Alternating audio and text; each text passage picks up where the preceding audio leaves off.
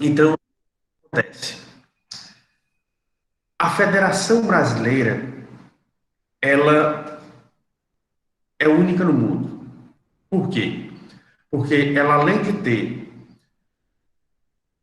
os componentes clássicos, que seriam o poder central, os poderes periféricos e, posteriormente, o Distrito Federal, ainda se criou os municípios. Então, a Federação Brasileira, tanto na sua origem, de ser uma federação centrífuga, enquanto que a maioria das outras federações foram centrípetas, e por ela ter esse novo componente, que são os municípios, que são os governos municipais, isso diferencia bastante a administração pública brasileira. Não bastasse isso, nós temos ainda uma segunda circunstância, que é exatamente a atuação do Estado brasileiro. Pelos modelos que o Estado adotou, e ele vem adotando com o decorrer do tempo, são modelos bastante burocráticos. E esse modelo burocrático, ele emperra muito a máquina pública. Então, por isso que a sociedade civil e muitas vezes a iniciativa privada, elas tomaram no Brasil várias iniciativas, elas tentaram contribuir com o Estado brasileiro das mais diferentes formas. Então, isso gerou um Estado brasileiro que é muito diferente de todos os outros países. Por essas duas circunstâncias. Pela formação histórica da Federação Brasileira e também por esse grau de deficiência dos serviços públicos no Brasil, ou pelas dificuldades dos serviços públicos no Brasil. Então, fez com que a organização brasileira, ela tivesse uma diversidade de pessoas jurídicas, de atividades, muito diferente de outros países. Então, por isso que eu digo muito que quem entender a organização administrativa brasileira, você entende qualquer outro tipo de administração no mundo. Porque realmente a organização administrativa brasileira é uma das mais complexas. E o que é que eu tenho que entender? Primeiro, eu tenho que entender exatamente essa situação, que são esses dois institutos, esses dois fenômenos que ocorrem dentro da administração brasileira. São a desconcentração, onde existe uma organização interna do trabalho, e a descentralização. E o que é a descentralização? É o Estado, muitas vezes, ele percebendo que tem determinadas atividades, ou determinados setores públicos, que ele não consegue desenvolver bem, então ele toma a iniciativa de criar uma nova pessoa jurídica para cuidar daquele setor ou para cuidar daquela determinada atividade. Então, são criadas pessoas jurídicas que vão trabalhar em conjunto com o Estado. E aí, você tem esse outro fenômeno, que é o fenômeno da descentralização. Sempre que você necessitar para tentar resolver problemas internos do seu Estado, criar novas entidades autônomas, ou seja, criar entes que tenham personalidade jurídica própria, e, ao se entender personalidade jurídica própria, você vai entender que esses novos entes, essas novas pessoas jurídicas, elas vão ter direitos, deveres e patrimônios próprios. Você está lançando mão de um instituto de organização administrativa chamada de descentralização. No Brasil, nós poderíamos dizer até que nós nos especializamos nesse ponto, que é, ou nesse instituto que é chamado de descentralização. Por quê? Nós não temos somente um tipo de pessoa jurídica que foi criado. Ao longo da nossa história, nós temos vários tipos de pessoas jurídicas que foram criadas. No Brasil, essa tendência ela vem desde 1967. Sim, em 67. 1967, ou seja, século XX. Onde nós tivemos o decreto-lei número 200. E o decreto-lei número 200, ele reorganizou o Estado brasileiro e fixou que nós teríamos uma administração direta e a administração indireta. O que é a administração direta? A administração direta é o Estado e os entes, por isso, que formam o Estado. Então, estão dentro da administração direta. A União, os Estados-membros, o Distrito Federal e os municípios. Esses entes políticos, eles formam a administração direta. Lembrando que a União, ela tem o poder executivo, legislativo e judiciário. Os Estados-membros e o Distrito Federal também possuem poder executivo, legislativo e judiciário. Nos municípios, nós temos uma diferenciação. Por quê? Porque os municípios, eles só têm os poderes executivo e legislativo. Ou seja, os municípios, eles não têm poder judiciário. Então, apesar de você ter essa estrutura, que já é enorme, criou-se também uma nova estrutura, que são as chamadas administração indireta. Então, a nível federal, nós temos a administração direta e indireta. A nível estadual, da mesma forma, administração direta e indireta. E a mesma estrutura, ela se repete nessa bipartição de administração direta e indireta a nível do Distrito Federal e a nível de municípios. E aí, o que é que faz parte dessa administração indireta? Esse decreto-lei número 200/67, ele já trouxe uma primeira inovação. Qual foi a primeira inovação que ele trouxe para a nossa organização administrativa? Quatro novas pessoas jurídicas, que são as autarquias, as fundações públicas, as sociedades de economia mista e as empresas públicas. Ou seja, criou-se, através do Decreto-Lei número 200 de 1967, mais 4 tipos de pessoas jurídicas. E a gente vai estudar também quando a gente trata desse fenômeno da descentralização. A primeira delas, a primeira dessas pessoas jurídicas que foram criadas pelo Decreto-Lei número 200 é exatamente a autarquia. E aí, a autarquia, primeiro de tudo, nós temos que entender que a autarquia, como nós estamos dentro do ambiente do direito administrativo, nós temos que seguir a legislação. Então, as autarquias só podem ser criadas por lei.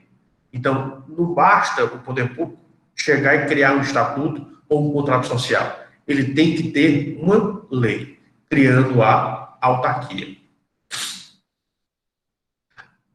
E essa lei de criação, ela não é obrigatória para todas essas pessoas jurídicas que foram concebidas pelo Decreto-Lei número 200. Por quê? Existem pessoas jurídicas que a lei ela é meramente autorizativa, ela não é uma lei de criação, é uma lei meramente de autorização.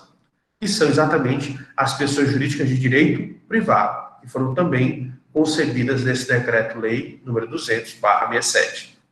Que seriam as empresas estatais, que seriam as sociedades de economia mista, e as empresas públicas. Então, para você formar a sociedade de economia mista e a empresa pública, a lei não cria esses entes. A lei simplesmente autoriza a criação desses entes, ou seja, dessas pessoas jurídicas, tá certo? Então, vai ter uma diferenciação.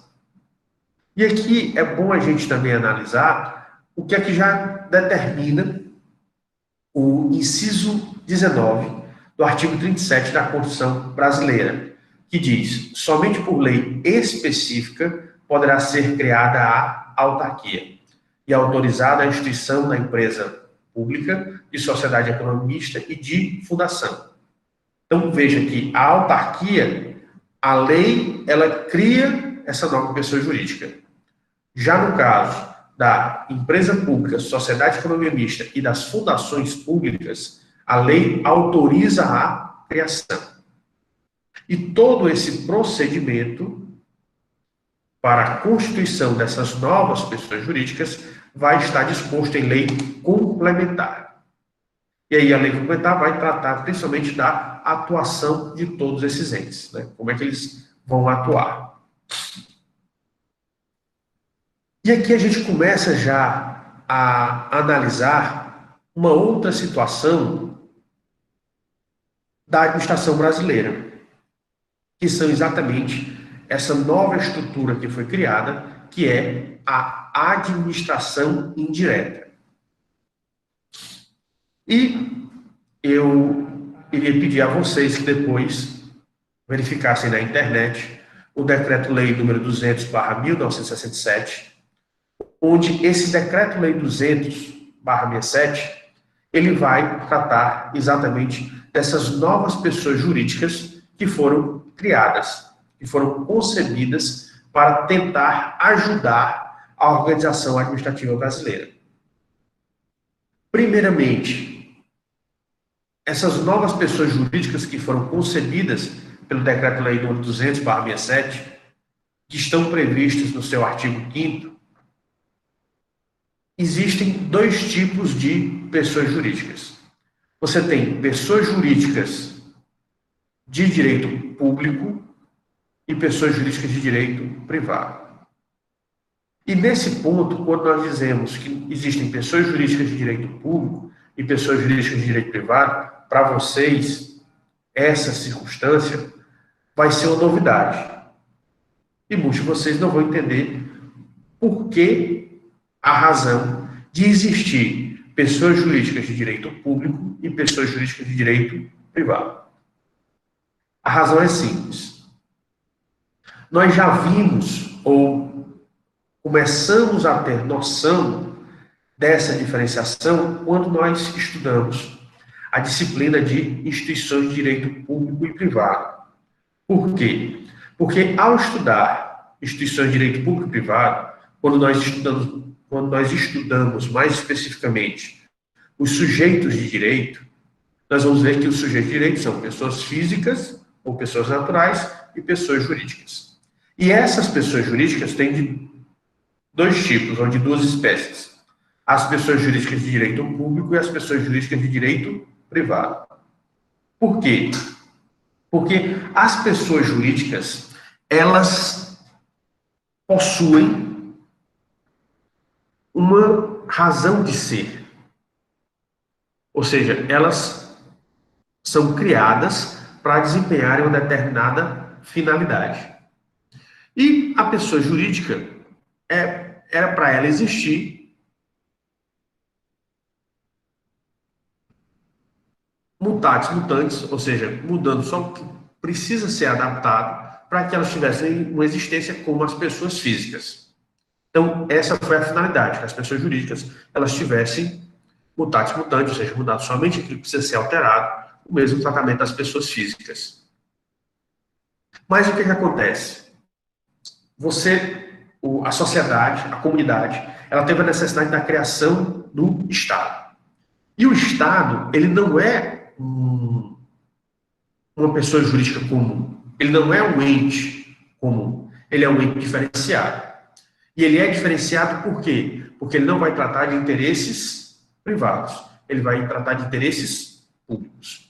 Interesses da coletividade. Interesses de toda a sociedade. Então, por isso, esse Estado, ele tinha que ter um tratamento diferenciado. Então, daí a necessidade de surgir dois tipos de pessoas jurídicas. Pessoas jurídicas de direito público, que teriam um tratamento diferenciado pela sua atuação e pela sua finalidade. E pessoas jurídicas de direito público, que seriam pertencentes ao Estado, e por isso tinham que ter determinadas prerrogativas, tratamentos diferenciados, no sentido de ser mais favorecido, porque ele tomava conta da comunidade ou da sociedade. Ou ele tomava conta dos interesses chamados públicos, né? Ou seja, do interesse de todos. Ao passo que as pessoas jurídicas de direito privado, como elas tratariam também de interesses privados, elas teriam o tratamento mutatis mutandis igualado ao das pessoas físicas ou pessoas naturais.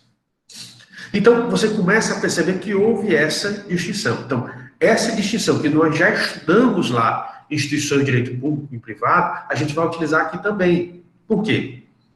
Nós vamos ter dessas pessoas jurídicas que foram concebidas na administração direta, que fazem parte da autarquia, das fundações públicas, das empresas públicas e sociedade de economia mista, nós vamos ver que elas vão ser criadas com finalidades diferentes. A autarquia e as fundações públicas, elas foram feitas para auxiliar o Estado. Então, autarquias e fundações públicas foram feitas para auxiliar o Estado na execução das suas finalidades. Já as pessoas jurídicas de direito privado, elas foram feitas, em regra, ou no primeiro momento, ou seja, com o objetivo de desenvolver atividades econômicas.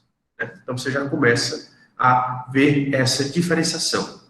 Então, por isso que as autarquias e as fundações públicas vão ter personalidade jurídica de direito público. Por quê? Porque elas vão usufruir das mesmas prerrogativas, do mesmo tratamento diferenciado e favorecido que é dispensado ao Estado em si, ou seja, à administração direta, ou a quem faz parte da administração direta, ao passo que as empresas públicas e sociedade de economia mista, como elas foram concebidas para explorar a atividade econômica, elas têm que ser tratadas como os particulares, porque senão você seria uma concorrência desleal.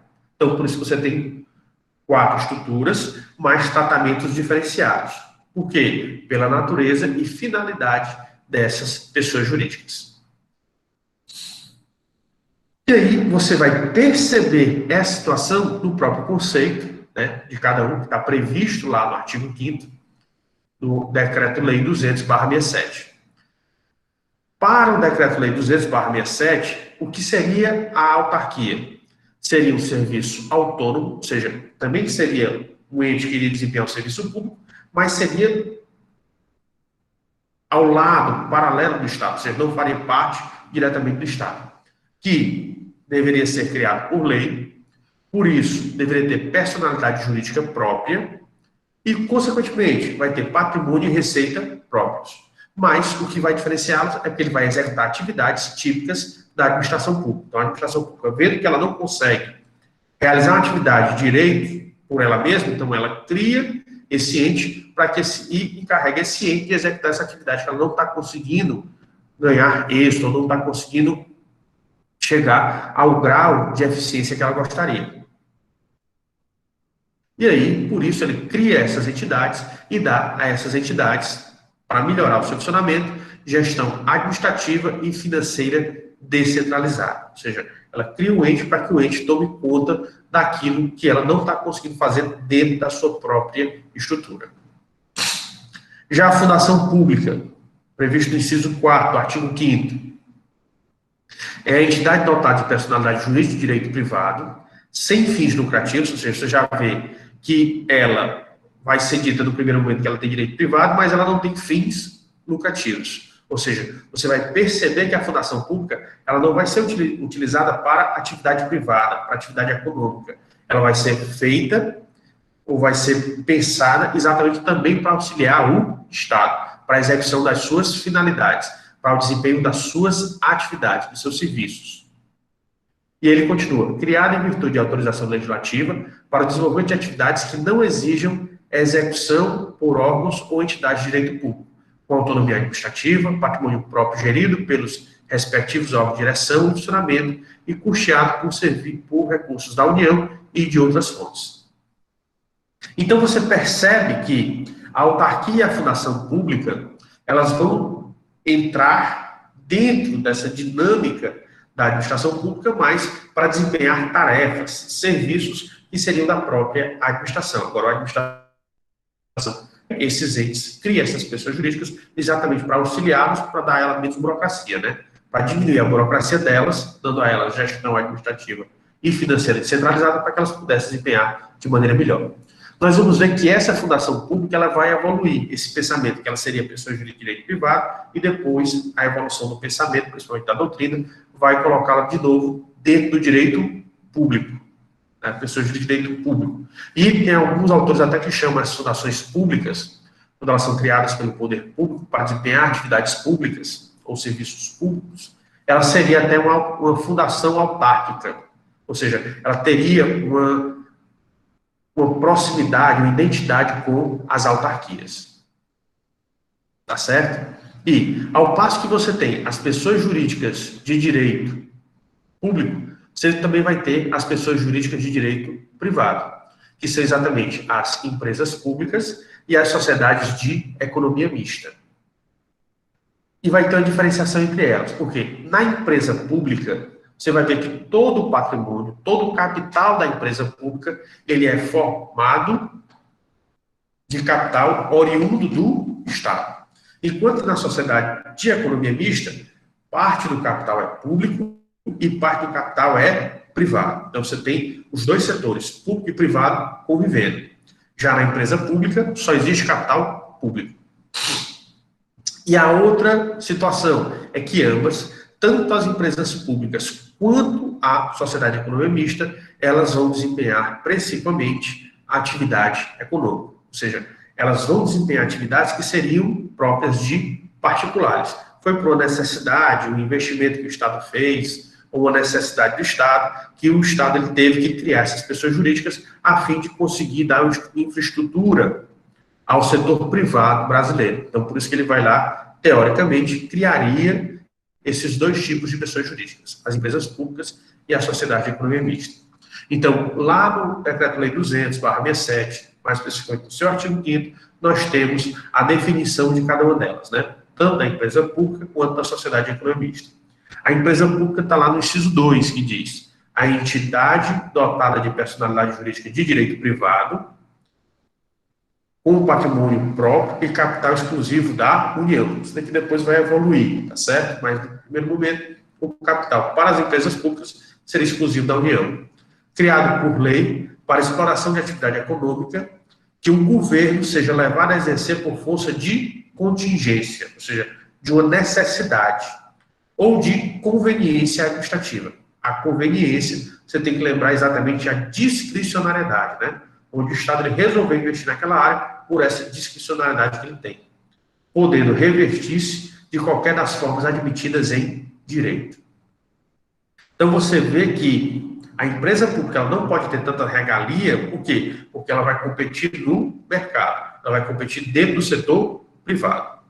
E essa competição, se ela tiver as regalias, ela vai quebrar o setor privado do país. E o intuito do Estado não é quebrar o setor privado, é ajudar o setor privado. Então, por isso que elas só vão ser criadas quando você tiver a necessidade de contingência ou conveniência administrativa.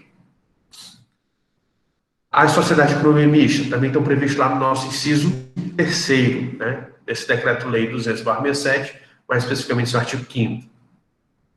A entidade dotada de personalidade jurídica de direito privado, criada por lei para exploração de atividade econômica, sob a forma de sociedade anônima. Então, você vê que, enquanto que a empresa pública ela pode ser criada com as mais diferentes naturezas, ou de diversas naturezas, a sociedade economista, obrigatoriamente, é uma sociedade anônima.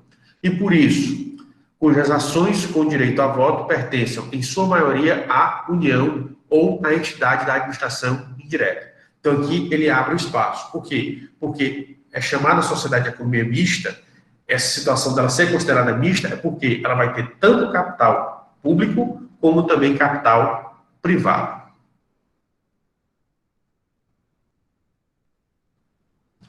E aí, para vocês entenderem ou ficar mais claro esse tipo de organização para vocês, nós fizemos esse quadro aqui exatamente para que vocês pudessem acompanhar, né?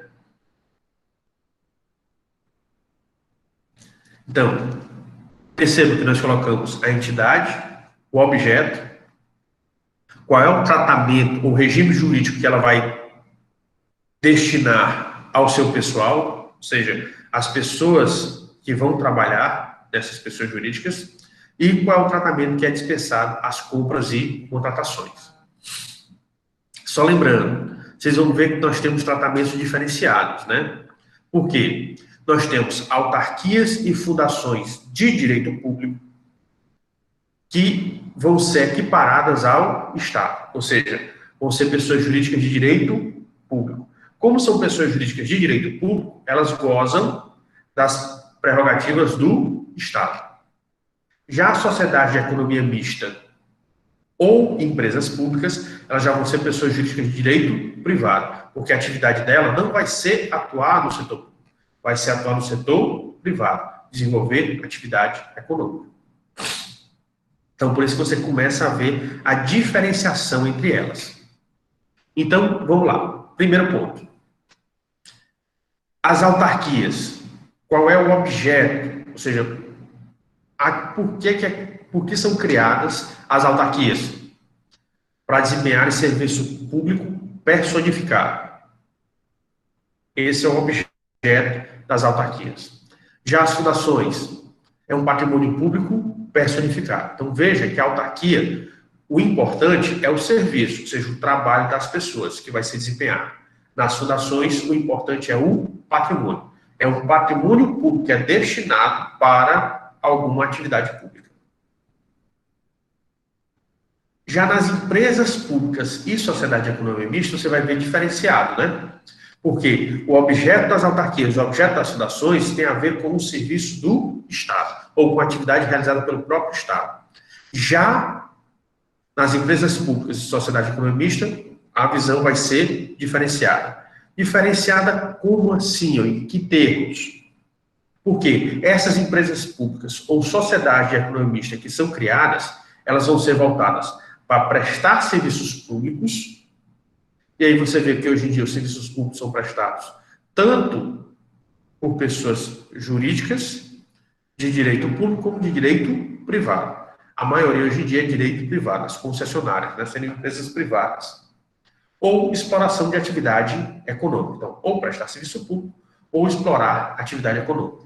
Então, veja que na empresa pública e na sociedade de economia mista já tem uma diferenciação já no objeto. Enquanto que o objeto das autarquias e das fundações de direito público é voltado para os serviços ou atividades desempenhadas pelo próprio Estado, nas empresas públicas ou sociedade economista, a atividade delas é voltada para o setor privado e não o setor público, diferente das duas anteriores.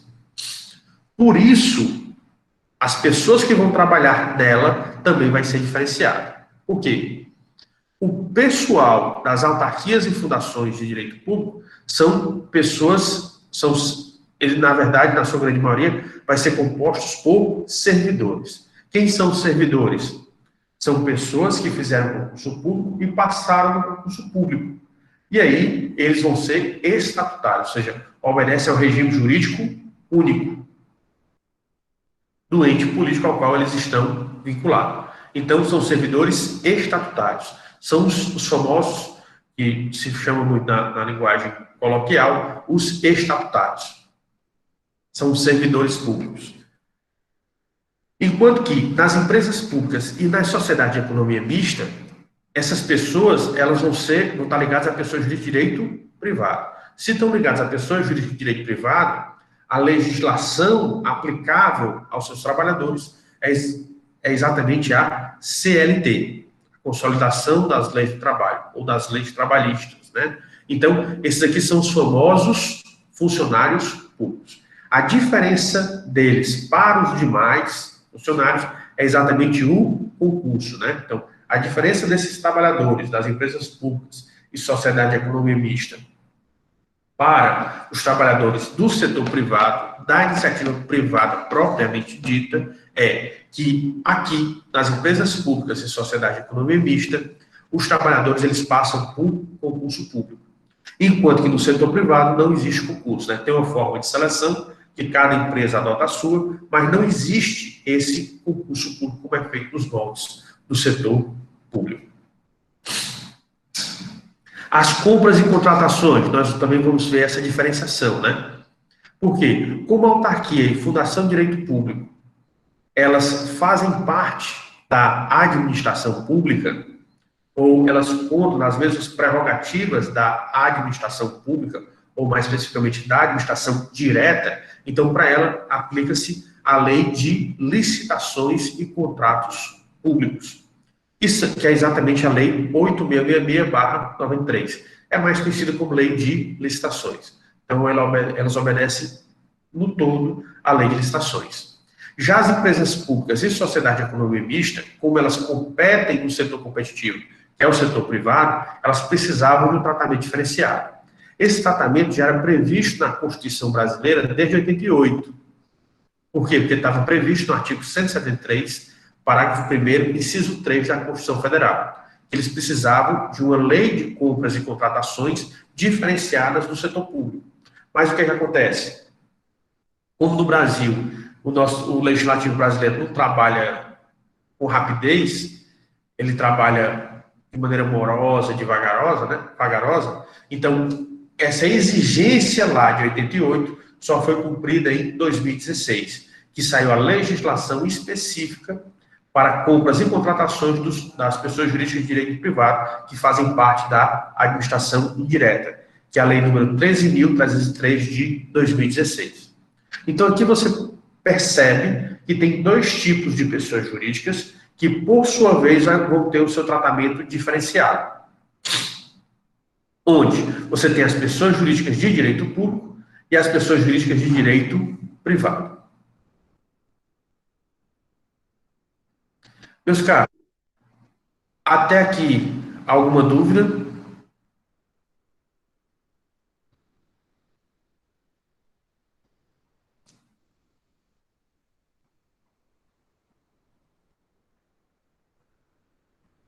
Geraldinho, o Geraldinho está perguntando aqui no chat se as fundações, elas são pessoas jurídicas de direito público ou de direito privado.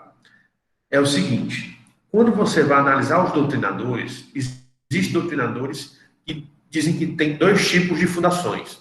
As fundações criadas pelo setor privado, que vão ter atividade pública, e as fundações criadas pelo poder público, que vão ter atividade pública. Então, o ideal aí seria você ver exatamente esse patrimônio de formação das fundações, né? Se ele é oriundo do setor privado ou do setor público. É essa distinção que a maioria dos doutrinadores fazem, né? Então, pode existir das duas maneiras. Tem doutrinador que acha que se o patrimônio vem do setor privado e vai ser desempenhado para atividades privadas, então seria fundação de direito privado. Se o patrimônio é público e vai ser utilizado para atividade pública, é do setor público. E nós teríamos um terceiro que seria um patrimônio vindo do setor privado, mas que vai ser utilizado para atividade pública. Esse terceiro exemplo, ou o terceiro caso concreto que nós verificamos, ele traz mais discussão. Por quê? Porque tem doutrinadores que defendem que essas fundações vão ter personalidade pública e outros defendem que ela vai ter personalidade privada. Então, a grande discussão é essa. É a respeito da atividade que elas desempenham e a respeito da origem do patrimônio que a formou. Certo? Então, você vai ver em alguns livros eles discutindo essa situação aí da natureza delas. Se elas se encaixam com direito público ou direito privado, tá certo? A que nós estamos estudando aqui são pessoas jurídicas que foram formadas por patrimônio público e que são utilizadas para desempenhar atividade pública. Então, essas aí, que são as que a gente destacou na nossa disciplina, não tem nenhuma dúvida sobre elas. Então, elas são pessoas jurídicas de direito público, que foram criadas por patrimônio público e são utilizadas para atividade pública. Essas fundações, inclusive, tem alguns doutrinadores que chamam como sendo fundações autárquicas, né, ou autarquias fundacionais, ou seja, elas são muito próximas das autarquias, que para alguns chega até a se confundir. Essas duas espécies de pessoas jurídicas. Tá certo? Espero ter tirado aí sua dúvida, tá bom? Mas, retornando aqui à nossa aula, né? Vamos continuar aqui o nosso estudo. E aí nós trouxemos aqui para vocês um estudo de maneira mais didática a respeito das empresas públicas e das sociedades de economia mista. Ambas, tanto as empresas públicas quanto as sociedades de economia mista, elas têm características em comum. Quais são as características em comum que elas possuem? Primeiro, a sua natureza, né? Seria o quê? A sua personalidade jurídica. Ambas são pessoas jurídicas de direito privado. Segundo, a sujeição ao controle estatal. Por quê? Como são criadas pelo Estado, elas não são totalmente desvinculadas, né? Elas vão ter uma relação com o Estado. nem que seja a questão da formação do seu conselho, a questão da votação, que passa por deliberações estatais. Então, tem toda uma relação com o Estado mais próxima. Então, por isso que se diz que ela tem sujeição ao controle estatal. E terceiro, a vinculação aos fins definidos em lei, na lei que autorizou a criação delas. Então, você já vê que tem essa diferenciação inicial. Segundo, embora sendo pessoas jurídicas de direito privado, elas não vão ter toda a liberdade que as empresas do setor privado usufruem, que elas gozam, né? Por quê? Porque como elas têm essa sujeição ao controle estatal, então elas dependem de legislação. Então, tanto a autorização para a sua criação, quanto a autorização para a sua extinção, tem que vir através de lei específica. E aqui eu coloco uma situação para vocês. Que situação é essa? É exatamente essa situação da privatização, ou seja, o caso das privatizações. Você vai analisar que tem privatizações que são difíceis, por quê? Exatamente por conta dessa característica, que tanto a criação quanto a extinção precisa de lei autorizativa, lei específica autorizando. Então, por isso que as privatizações elas vão ter uma certa dificuldade por parte do executivo. O executivo pode até querer privatizar, mas ele não pode fazer a privatização antes de ter a autorização do legislativo. Por isso que tem alguns chefes de governo que reclamam das privatizações, que elas são morosas, você não consegue implementar. Exatamente por isso, porque o executivo ele não resolve sozinho, ele tem que conseguir a autorização do legislativo. Esse dentro do modelo brasileiro. O regime de pessoal, como nós vimos, né? Como é setor privado, vai ser a contratação do setor privado. Então, são seletistas. Por isso que eles não são chamados, as pessoas que trabalham dentro das empresas públicas e sociedade economista, eles não são chamados de servidores públicos. Eles são chamados de funcionários públicos. Por quê? Porque eles são seletistas. Os bens, né? Os bens que essas pessoas jurídicas possuem, em regra, eles são considerados bens privados. E por que isso daí é importante? Porque eles podem ser passíveis de penhora, ou seja, se ocorrer alguma dívida por parte dessas pessoas jurídicas, a justiça pode determinar a penhora, ou seja, a reserva de alguns bens, enquanto a pessoa jurídica paga, ou se não pagar, eles podem ser vendidos em asta pública. Isso daqui admite exceções, né? Principalmente quando essas pessoas jurídicas elas estiverem envolvidas com a prestação de serviço público e os bens que foram penhorados estiverem diretamente ligados a serviço público. Só cabe exceção nesses casos, mas a via de regra é que esses bens são considerados privados e, por serem privados, eles vão ser tratados como bens privados, então eles podem ser penhorados. As diferenças entre as empresas públicas e a sociedade de economia mista são, primeiro, nós já vimos na definição, né? A composição do capital. Na empresa pública, o capital ele é 100% público, ou seja, só vem de entes políticos, de entes públicos. Na sociedade de economia mista, o nome já está dizendo, né? Ela só é considerada mista porque o capital é misto, é parte pública e parte privada. E aí você vai ter uma outra diferenciação, né? O foro processual. As empresas públicas federais, os processos que envolvem empresas públicas federais são resolvidos na Justiça Federal. Já as empresas públicas estaduais, Justiça Estadual, e as empresas públicas municipais, Justiça Estadual. Já a sociedade de economia mista, não importa. Ela pode ter sido criada pela União, pelos Estados-membros, pelo Distrito Federal ou pelos municípios, sempre o foro vai ser a Justiça Estadual. Certo? Nesse caso, sempre a Justiça é a Justiça Estadual. Então, você vê que o foro processual, o foro, ou seja, o órgão jurisdicional competente para tratar dos processos relacionados a elas, também é diferenciado pela sua natureza. E a terceira diferença é a forma jurídica, né? onde a empresa pública ela pode assumir qualquer forma jurídica admitida em direito. Já a sociedade econômica mista, ela só pode ser sociedade anônima, né? Ou seja, ela tem uma forma específica, ela só pode ser constituída desta forma específica.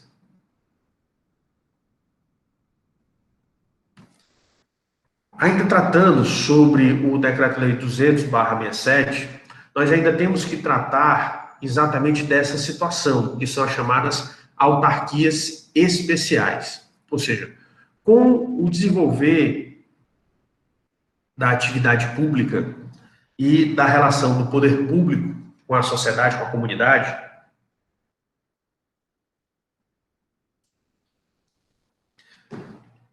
foi surgindo a necessidade que surgissem pessoas jurídicas diferenciadas.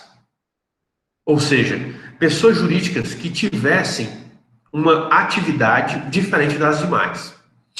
Então, com o decorrer do tempo, foram surgindo a necessidade de agências reguladoras. E aí, o que é uma agência reguladora? A agência reguladora vai ser uma autarquia. Mas essa autarquia, ela vai ter um trabalho, ela vai ter uma atividade diferente das demais. Por quê? Porque essas agências, elas foram criadas para fiscalizar alguma atividade que é importante para a população. Então, essas agências, elas são criadas por lei, mas elas são criadas para ter uma independência maior do que uma autarquia comum. Então, ela é chamada autarquia especial, as agências reguladoras são chamadas autarquias especiais, por quê? Porque elas têm maior independência do que a autarquia comum, a investidura dos seus dirigentes é diferente da autarquia comum, por quê? Porque todos os dirigentes, ou seja, todos os cargos de direção, ou os mais importantes de uma autarquia, de uma agência reguladora, têm que ser aprovadas pelo legislativo, ou seja, passa pelo legislativo, enquanto que nas autarquias comuns isso daí não acontece. Esses dirigentes, eles vão ter mandato fixo, que vai estar, e o mandato deles vai estar regulado dentro da própria lei criadora. Então, você vê que essas agências reguladoras, para elas terem maior independência, tanto a sua atuação quanto a sua direção, ou seja, o seu comando, ele é diferenciado. Ele não é totalmente livre.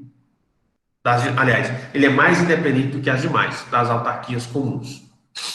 E a função, o nome já está dizendo, né? Como ela vem para regular, na verdade, ela vai regulamentar, exercer o controle, ou seja, exercer a fiscalização de serviços públicos, atividades e bens transferidos ao setor privado. Então, essas agências reguladoras, elas devem fiscalizar o setor privado, garantir que o setor privado ele está desempenhando corretamente as suas funções. A ANP fiscaliza principalmente aquilo que está relacionado a combustível, né? Então, fiscaliza os postos, as distribuidoras, as refinarias, vai analisar se toda atividade é feita de maneira correta. A ANTT, Agência Nacional de Transportes Terrestres, vai verificar empresas de ônibus que fazem o transporte terrestre, vai verificar as empresas de transporte de cargas. Por quê? Porque ela vai cuidar se toda a atividade está sendo feita da maneira correta. A ANAC, né? Agência Nacional de Aviação Civil, então, cada uma delas vai ter a sua função específica para regular uma determinada atividade que é feita pelo setor privado. E, além disso, nós temos o quê? Nós temos outra autarquia especial, que é o Banco Central, onde o Banco Central ele fiscaliza a atividade econômica, né, o sistema financeiro do país. Então, ele vai principalmente regulamentar a atividade dos bancos. E, hoje em dia, nós sabemos o quê? Que o capitalismo, ele era comercial, depois se tornou financeiro, e hoje em dia ele está evoluindo esse capitalismo. Mas, quando ele passou, ou ele está passando por esse estágio do capitalismo financeiro, esse capitalismo financeiro não pode ficar totalmente independente. Ele tem que ter uma regulamentação e tem que ter um acompanhamento. Por quê? Porque isso aí pode gerar uma quebra do país, pode quebrar o setor privado. Então, por isso que o Banco Central ele vai ficar para organizar, regulamentar essa área e também fiscalizar. Então, o Banco Central é mais na área das questões financeiras e bancárias. Nós temos os conselhos profissionais, onde os conselhos profissionais eles vão fiscalizar as atividades feitas pelos profissionais liberais, ou seja, pelos profissionais de cada área. E os conselhos profissionais, hoje em dia, eles são considerados como sendo autarquias. Então, a contratação, tanto de pessoal quanto a contratação de bens e serviços, ela deve seguir os ditames de uma autarquia comum, né? A única exceção dos conselhos profissionais é a OAB. Por quê? Porque a OAB ela tem uma natureza diferenciada. Por quê? Porque ela, além de ela tem uma estrutura de conselho profissional, ela também tem uma estrutura de sindicato. Então, por essa natureza diferenciada da OAB, que já vem desde tempos muito antigos, então, por isso que é o único conselho profissional que é tratado diferente no Brasil é exatamente a OAB. Nós temos universidades que têm estrutura de autarquia, como também as universidades públicas no país, elas podem ter estrutura ou de autarquia ou de fundação pública. Então, depende. Então, dependendo dessa situação, as regras, as normatizações são diferenciadas. Então, por isso que é importante que a gente entenda que as autarquias universitárias, elas são diferentes das outras autarquias. Por quê? Por conta exatamente do ensino. E a sua formatação, ela é diferenciada. E a outra situação que nós temos também são os consórcios públicos, né? Que hoje em dia é possível que os entes públicos, quando eles não conseguirem sozinhos desempenhar as suas atribuições, eles consigam se reunir com vários outros entes.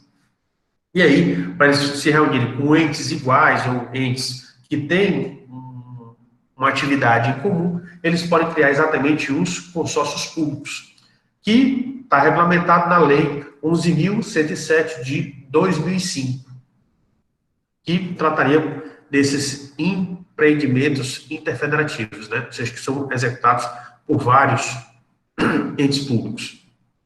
Hoje em dia é muito utilizado. Você vê aqui no Ceará, muitos desses consórcios públicos, no que diz respeito às policlínicas, né? Policlínicas, aos CELS, os centros especializados de odontologia.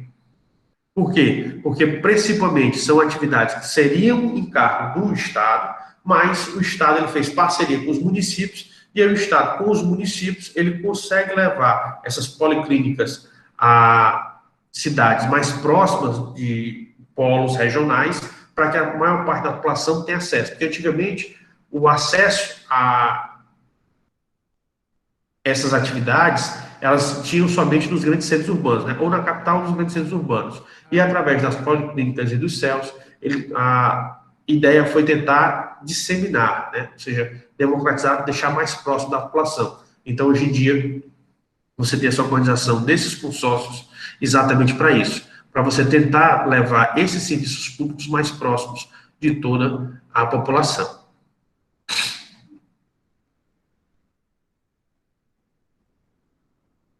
E aí, nós também queríamos, antes de verificar as outras estruturas que nós temos, só cuidar exatamente daquilo que já foi perguntado, né? A respeito das fundações públicas. Nós temos, quando vocês começarem a ler os doutrinadores, você vai ter uma discussão a respeito das fundações públicas, se elas são de direito público ou de direito privado. Então, tem alguns doutrinadores que dizem que a fundação só pode ser considerada pública e, portanto, pessoa jurídica de direito público se ela foi feita com capital público. Outros dizem que não. Se é capital público, fundação pública. Se é capital privado, fundação privada. Outros já vão se ater não ao patrimônio que as originou, mas relacionados exatamente à atividade. Se a atividade é pública, a atividade ela é privada. Por quê? Porque, para eles, o mais importante é o serviço que é feito. O importante não é a origem, é a atividade que é feita em si. E aí, o que acontece? O fato é que essas fundações públicas, que forem consideradas pessoas jurídicas de direito público, elas vão ter um tratamento muito parecido com as autarquias. E por isso que alguns doutrinadores vão chamá-las de fundações autárquicas ou como autarquias fundacionais. O grande problema está exatamente aí, é definir ou ter um consenso, hoje em dia, doutrinário e jurisprudencial, para saber o que é que você considera essas pessoas jurídicas, o que é que você vai considerar efetivamente a fundação pública, que por consequência vai ser considerada pessoa jurídica de direito público. E aí nós já vimos a definição anteriormente, né? E vimos também que essa definição ela já evoluiu. Inclusive, hoje em dia, nós temos até alguns doutrinadores falam que o regime híbrido, né? O regime híbrido por quê? Porque ele admite tanto atividades públicas quanto privadas. E aí seriam essas novas formatações que nós estamos passando. O que a gente tem que entender é que aquelas estruturas que são criadas, elas não foram perfeitas. Então, quando elas vão ser postas em prática, elas vão evoluindo com o tempo. E essa evolução que é feita com o tempo, elas podem ir se aperfeiçoando. E isso quer dizer que elas podem ir tendo novas naturezas, novas conotações, novas características. Então, ela vai evoluindo. A gente tem que entender que aquilo que foi concebido no passado não obrigatoriamente era certo, era perfeito. Então, por isso que nós temos que dar essa margem para que elas possam evoluir. E aí, você vai ter muitas dessas fundações que vão ter regime especial, principalmente aquelas fundações que apoiam universidades públicas, né? E aí, se você quiser conhecer um pouquinho mais essas fundações que são criadas para apoiar as universidades públicas, você pode ler uma lei que trata sobre esse assunto, sobre essa matéria, que é a Lei 8.958 de 1994, que ajuda a aclarar essa circunstância, que ajuda a aclarar as ideias referentes a essas fundações especiais que são ligadas exatamente ao setor educacional, certo?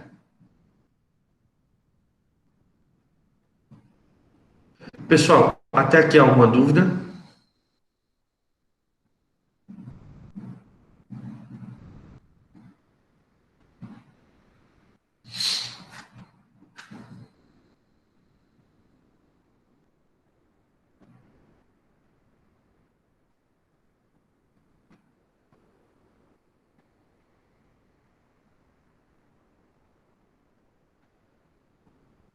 Deixa eu ver aqui.